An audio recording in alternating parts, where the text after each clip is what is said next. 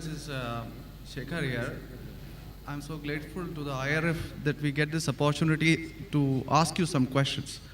And for the first time, I've seen you, and I'm glad that I can ask you a simple question.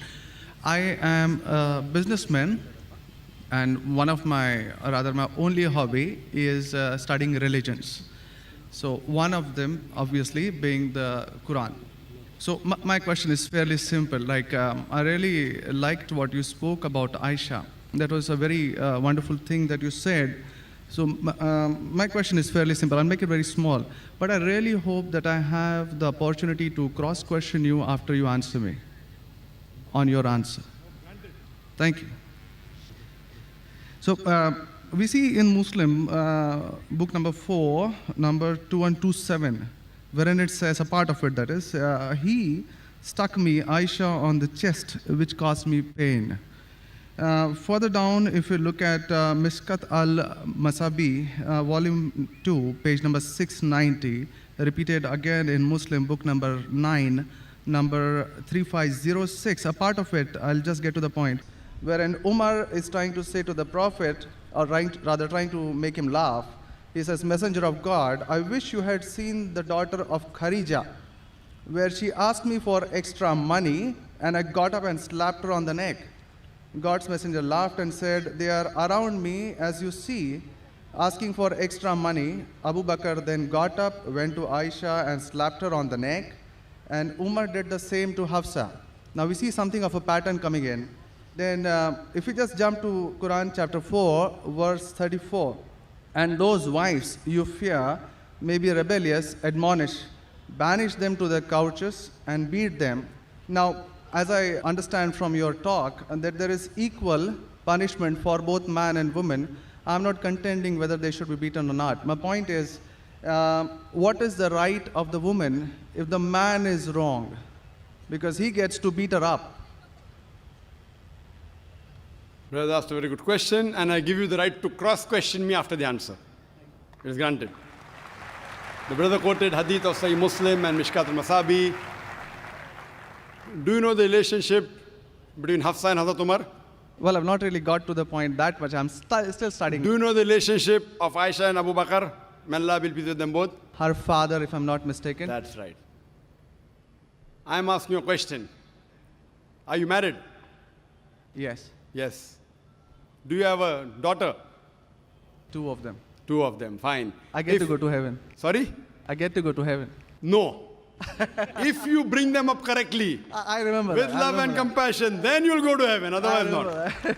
But, just kidding. But that is only righteous deed. Without iman, you can't enter Jannah.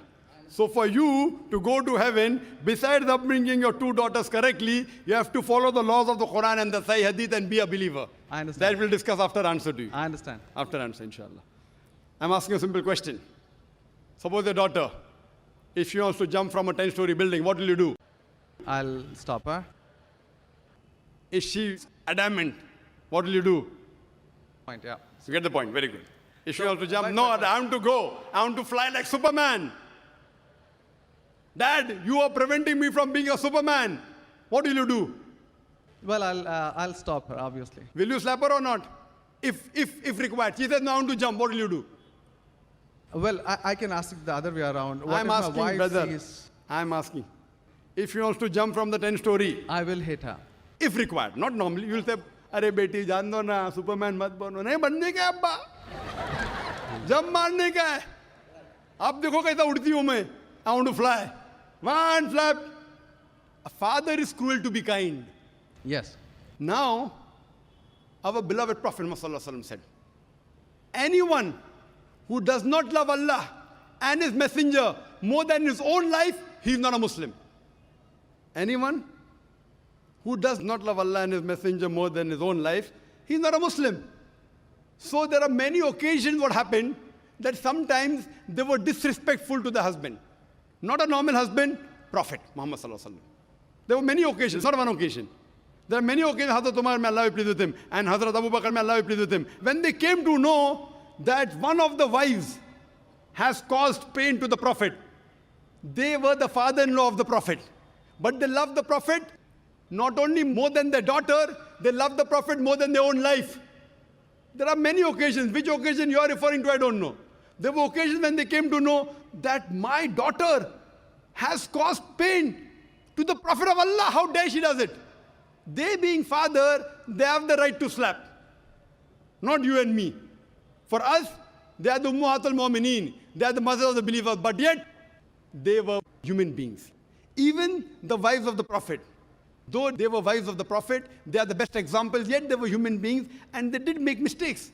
Like the ayah recited by the Qari, Surah Nisa chapter 4, 32. They want equal rights. There was in Surah Azab chapter 33, where the wives of the Prophet tell the Prophet, why don't you give us the luxury of this world? They objected, why are we undergoing such a life of poverty? So Allah sends a revelation. If you want this world, I will grant it to you, but you will not get Jannah. The verse of the Quran says, I will free you. That means, if you want, I will let you go free. Divorce, not that he divorced. And you can get the luxury of this world, but you won't get heaven in the hereafter. And the wives of the Prophet, they repented and they asked for forgiveness and Allah forgave them. So here also it's in context. And going against the Prophet is more bad than jumping from top. Jumping from top, your daughter will kill herself, that's it. Correct? But going against the Prophet is more bad. Did you get the answer? Sir, but my question still stands. I understood your point. I haven't completed my answer. Okay, you asked the question, no problem. My question is pretty simple. I haven't completed my answer yet, brother. All right. Because I know your question was in two parts. Then you quoted the verse of the Quran, Surah Nisa, chapter 4, verse 34. Yeah. And said about wife beating. I want to complete that before you answer. Otherwise, you say Zakir answered half. I only answered one part of your question regarding hadith. The second part is of Surah Nisa, chapter 4, verse number 34. Exactly after the verse that was recited by the Qari. After verse which says, Ar-Rijalu Qawwamuna 'ala an-Nisa, that the men are the protectors of the women. The verse says that if they're disobedient, then don't talk to her. After that, don't share the bed. Then the Arabic word is daraba, means beat her lightly. The Arabic word is beat her lightly, daraba. Ibn Abbas, may Allah be pleased with him, said, when you beat your wife, you should not beat on the face. Point number one. Point number two, when you beat your wife, there should be no mark left on her body. And he gave an example, beating with a miswak. Miswak is toothbrush. In modern way, I will say beating with a handkerchief. Handkerchief. Now, if you beat your wife with a handkerchief, it is symbolic. It is not wife bashing. Wife bashing is not allowed in Islam. Wife bashing means one shot on the face. Hit so hard so that the mark remains. She'll remember you for the next 1 week or 2 weeks. In Islam, wife bashing is prohibited. It is daraba, means beat her lightly. That means first you tell her she's wrong. You admonish her. Don't share the bed with her. Ultimatum. Last warning. Beat her lightly. Now, what I said, for any crime committed, the punishment is same. Punishment is same. Beating lightly is not a punishment, it is a warning. Can you do the opposite? Can the daughter hit the father? What if your daughter slaps you? Will you like it? No. Why? Equality. Let me complete my answer. You talk about equality. If your daughter slaps you, will you like it? No. No. There may be occasion when you get lunatic, when you become very old, and if you want to jump and then she slaps you, I will agree with her, correct? Though you said, no, I'm agreeing you. I understand. I'm helping you. You understand, but you don't understand me. No, I do. I'm helping you. Okay. If you grow up and you become a lunatic, you become senile, you want to jump from the 10th story, your daughter says, Abba, mat karo, don't do, father. She may have to slap you. She's doing in good faith. Accept it. Right? Now here, where a husband is giving a warning to the wife, if the wife does the same, what will the retaliation be? Imagine, suppose there's a massive person, bodybuilder comes and acts macho with you. If a small man comes, maybe you'll hit him. A macho person, Arnold Schwarzenegger, comes and tells you something. Will you hit him? Will you hit him? No. Though you may have a lot of guts, but Arnold Schwarzenegger, no. Why? Similarly, since Allah says in the previous verse, man has been given more strength than the woman. So a physical warning, a symbolic warning, a man can give to a woman can't give to a man. A woman can't. There are other things. There are other things she can do. Such as? Such as, for example, if she has to cook food in the house, It's the duty of the husband to get market. She can refuse to cook. If you don't get market, I will not cook. She can object. Very well. She can object saying, I will not cook. It's an objection on her part. If, for example, he's not offering salah is important, she can object nicely, with love and affection. My dear husband, please offer salah. Then she may get a little bit angry also, no problem. Getting angry with husband is not allowed, unless it's for the sake of Allah and His Rasul. But not physical. She can't get physical. If she gets physical, there will be retaliation. It will never work. Imagine your wife slapping you. Will you leave her? Fine, you may say, Jaan do. So, what do you realize? This is a symbolic beating. What the Western media has done, they portray as though it is wife bashing. Where is wife bashing? You know the hadith also. So, because of that, Islam is the best way of life. It shows you how to lead life with your wives also. Hope that answers the question. If you have any counter question, you're most welcome, brother. Yes, actually 2 points on that. Primarily, the first thing that is said is a daraba, which means basically tapping. And as I understand from the Hans Word Dictionary, it comes from the word idrib. And now, if you look at it, the Arabic word is used in 2 ways. One, to strike up a poem, the word idrib, from which the word darwa is taken out.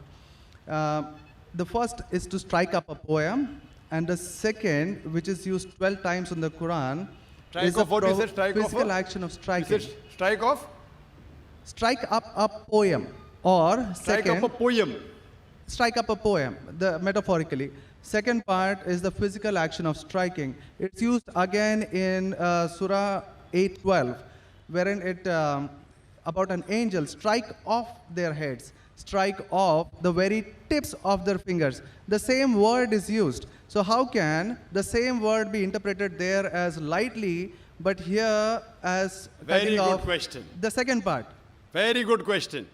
Very good question. The second part is that if we come back to Sahih Bukhari, volume 7, number 715, again, the respectable, I truly mean that, respectable woman Aisha, a great scholar, I read about her, narrated, Aisha said that a lady came wearing a green veil and complained to her, that is Aisha, and showed her a green spot on her skin caused by beating.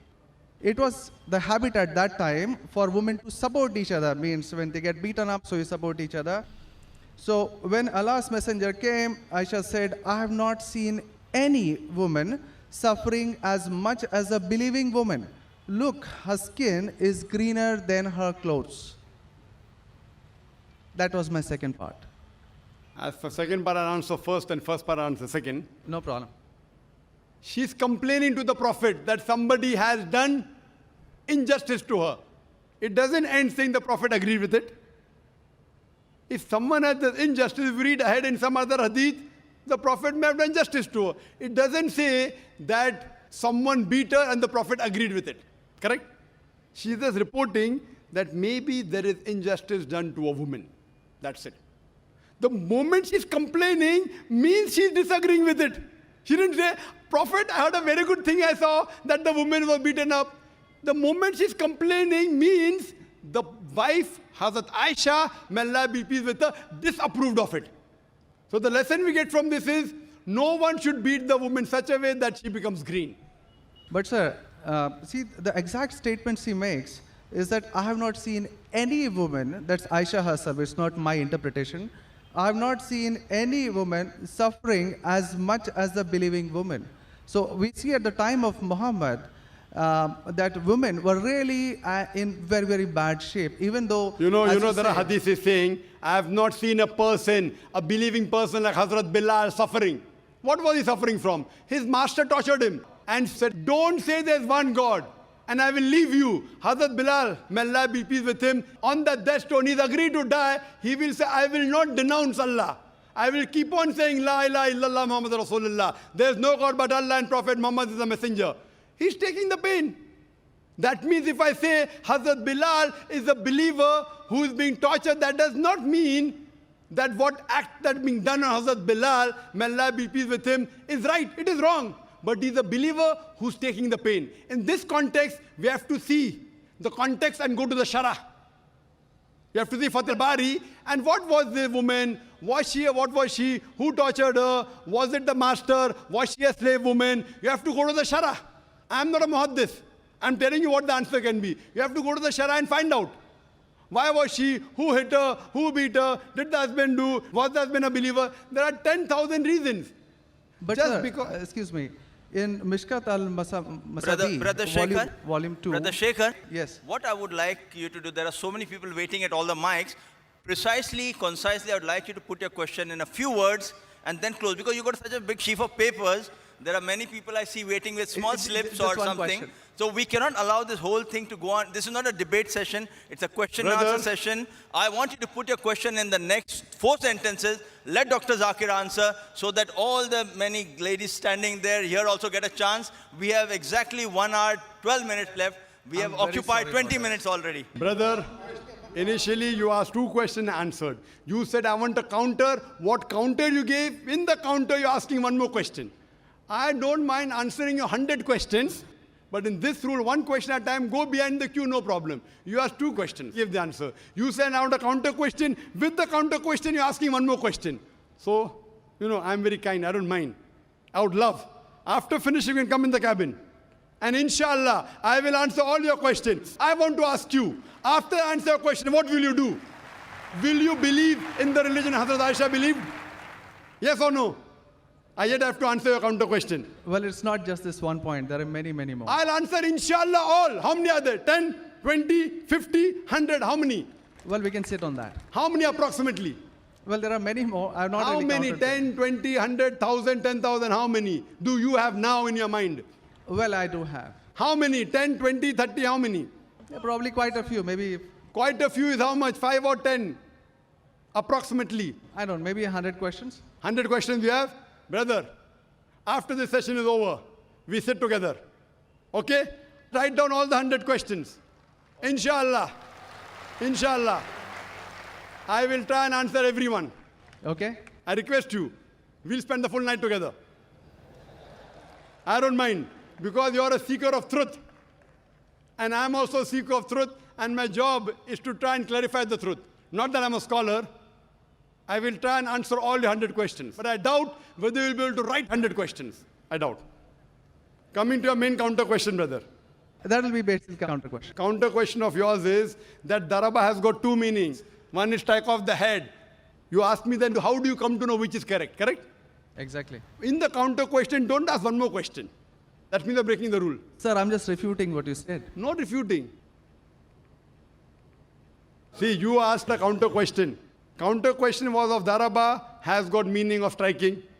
That is the counter question. In that counter question, you asked 1 more question. You can't ask 1 more question in a counter question. You can ask 1 counter question, but that was a fresh question that you asked. Now coming to your question of daraba. You said striking, I agree with you. How do you come to know one time it is lightly beating, one time it is striking of the head? You know the verse in the Quran is there, in Surah Maryam, chapter 19, verse number 47. Mary, may Allah be pleased with her, she says, when Archangel Gabriel says that you shall have a son. So she says, how shall I have a son when no man has touched me? How shall I have a son when no man has touched me? Now if you go to the Lugha, your hands wear dictionary, all lanes, I believe you read many dictionaries, all this you can get on the internet. It's not difficult. You go on the internet and type, you'll get 100 questions against Islam. Not 100, you get 1,000. Very easy. Not that a person has done research. If you had done research, you'd have come to know who was whose father and who was whose husband and mother, everything. But you go on the internet, you get this very easy. Now, the Arabic word masa has got 2 meanings. Physical touch, it means sexual touch. So when Mary, may Allah be pleased with her, she says, how shall I have a son when no man has touched me? It is understood, it is not physical touch, it is sexual touch. Correct? Yes. Similarly, there are several verses in the Quran. Now, when there are 2, 3 meanings, even both can be correct or one can be correct. To have more details, you go to the Hadith. Hadith is the commentary of the verse of the Quran. Correct? Maybe the same word has got 2 meanings. In that verse, it means meaning number 1. in the second verse in meaning number 2. Hadith is a commentary. So when we go to the hadith of this Surah Nisa, chapter 4, verse 34, talking about daraba, there the Prophet said, do not beat on the face. Do not leave a mark. Beat like a toothbrush. I gave the answer, but you were so much concentrating on the notes you have that you forgot my answer. If you have heard my answer, that if there are 2-3 meanings, all meanings may not be right. Maybe one is right, maybe 2 are right, maybe all 3 are right. Therefore, you have to go back to the Prophet. The Quran says, Atiullah, Atiur Rasul. Obey Allah and obey the Messenger. So when there are 2-3 meanings, you have to go to the hadith and find out what did the Prophet mean by that word. So there when it says strikes off that, it means strikes off. Here it means strike lightly. So therefore, if you know the supplement to the commentary of the Quran, it's the hadith. Without the authentic hadith, you cannot understand Islam. So a prophet said, it means beat lightly, like beating with a toothbrush, don't beat on the face, don't leave a mark on the body. So these are the guidance given by Rasul. Therefore, it is obligatory that besides the Quran, you have to follow the authentic hadith. Hope that answers the question. And inshallah, I'll wait for you after 10 o'clock in the speaker's lounge, inshallah. Yes, Brother Shekhar? Thank you. And I'll be since there. you have 2 daughters, you said you have 2 daughters and you want, sorry? And one son. The son, there's no hadith saying the son will take you to Jannah here. Yeah. If he becomes the pious son, and if he prays for you, inshallah, even he will be a path to Jannah. What I want to see to it that besides good deeds, you even have faith. Faith is one of the important criteria to go to Jannah. And since you have an urge to go to Jannah, to paradise, inshallah, I pray to Allah subhanahu wa ta'ala, may He make me the zarya, the pathway to take you to Jannah, inshallah.